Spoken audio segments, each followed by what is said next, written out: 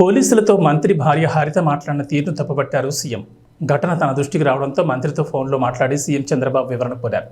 అధికారులు ఉద్యోగుల పట్ల అంతా గౌరవంగా మసలుకోవాలని, ప్రభుత్వానికి చెడ్డ పేరు తెచ్చేలా ఎంత స్థాయి వారు వ్యవహరించినా ఉపేక్షించేది లేదని సీఎం చంద్రబాబు అన్నారు.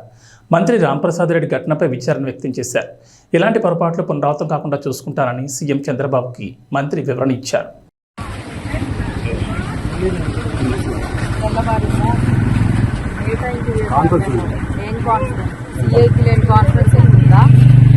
వచ్చాననుకున్నావా? డ్యూటీలో రావాలని చెప్పి యూనిఫామ్ కూడా లేదా మీకు?